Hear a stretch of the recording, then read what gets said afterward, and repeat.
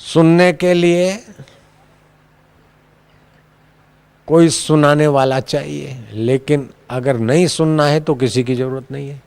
देखने के लिए कोई चाहिए, लेकिन नहीं देखना है तो स्वतंत्र है। तो रात को नहीं सुनना है, नहीं देखना है, नहीं करना है, फिर भी जो सुख मिलता है वो कहाँ से आता है?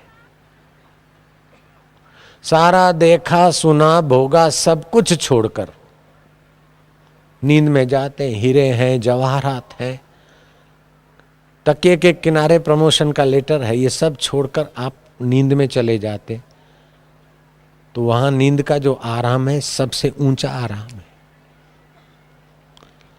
तो सबसे ऊंचा आराम क्या पैसा देने से मिलता है? कौन सा पेमेंट चुकाने से सबसे ऊंचा आराम मिलता है? कुछ नहीं।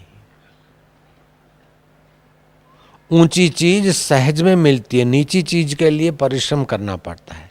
जैसे पानी जीवन के लिए बहुत जरूरी है, सहज में मिलेगा, और पेप्सी कोका और वाइन के लिए पैसा खर्चो और साइड इफेक्ट लो। तो सच्चा सुख पाने के लिए श्रम की जरूरत नहीं है। सच्चा सुख पाने के लिए धन की जरूरत नहीं है।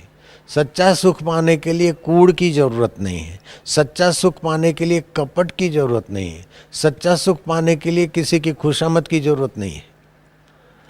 और सच्चा सुख एक बार मिले तो फिर कभी दुखी नहीं होगा, और झूठा सुख 1000 बार मिले तभी भी प्राणी पूरा सुखी नहीं दिखता है। शिवाजी ने न जाने रत्न जड़ित कितने कितने कुछ चीजें भेजी तुकाराम के पास, घोड़े भेजे, आप ये स्वीकार करो।